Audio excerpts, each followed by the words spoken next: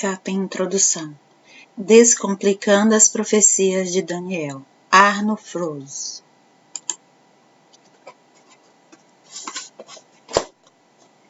Descomplicando as profecias de Daniel. Eu estava olhando durante a minha visão da noite, e eis que os 4 ventos do céu agitavam o mar grande. Daniel 7:2. Uma das chaves para compreender melhor as profecias de Daniel é perceber que estamos diante de uma visão celestial.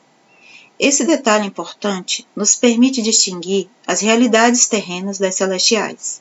Ao analisar as profecias segundo essas duas perspectivas, podemos construir uma imagem panorâmica das visões de Daniel sobre o final dos tempos, Israel e os gentios, destacando tópicos como a interpretação de Daniel para o dramático sonho de Nabucodonosor, a tradução da escrita na parede, a visão de Daniel sobre os eventos futuros, a prefiguração de Jesus Cristo. O estilo ágil direto com que Arno Froese aborda o assunto faz deste livro uma ferramenta de estudo prática e eficiente que certamente agradará a todos os leitores.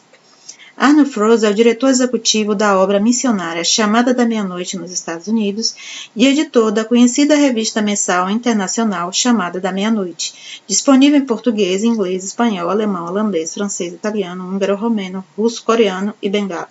O autor já realizou mais de 50 conferências proféticas nos Estados Unidos, no Canadá, em Israel, na Europa, na Índia e no Brasil. Suas constantes viagens têm contribuído para uma visão aguçada das profecias bíblicas, pois ele as analisa de uma perspectiva internacional. Actual Edições.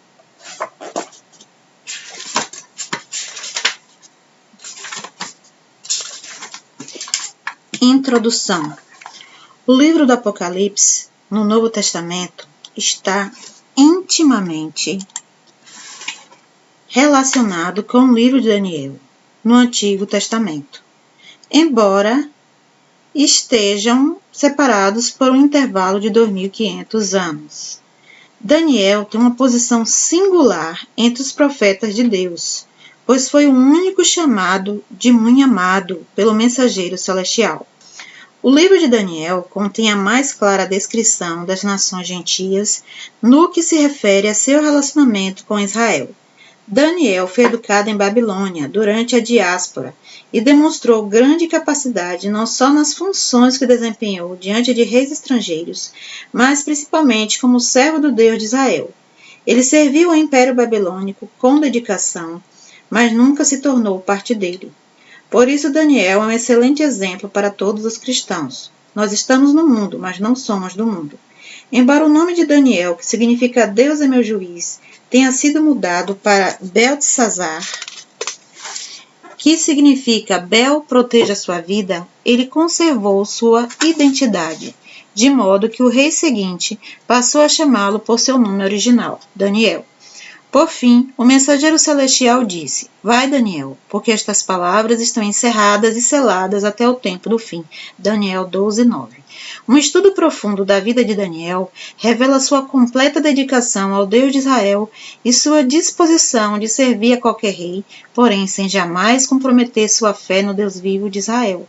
Por esse motivo, ele recebeu 4 importantes visões e registrou-as de modo imparcial. Daniel não odiava seus inimigos, mas os servia. Ele não tinha planos de mudar a realidade política de sua época. Em vez disso, depositava sua confiança no Deus vivo. Daniel confiava em Deus, em seus profetas e na palavra escrita. Ele mesmo declarou: No primeiro ano do seu reinado, eu, Daniel, entendi pelos livros que o número de anos de que falava o Senhor ao profeta Jeremias, que haviam de durar as assolações de Jerusalém, era de 70 anos, Daniel 9:2. Apesar do grande amor que tinha por seu povo, pela cidade de Jerusalém e pela terra de Israel, Daniel forneceu poucas informações sobre o futuro de Israel, mas falou detalhadamente a respeito dos impérios mundiais gentios. No capítulo 2, ele resumiu a história mundial com estas palavras: Mas nos dias destes reis, o Deus do céu suscitará um reino que não será jamais destruído. Este reino não passará a outro povo. Esmiuçará e consumirá todos estes reinos, mas ele mesmo subsistirá para sempre. Versículo 44. É importante perceber que todas as nações são insignificantes em comparação com Israel.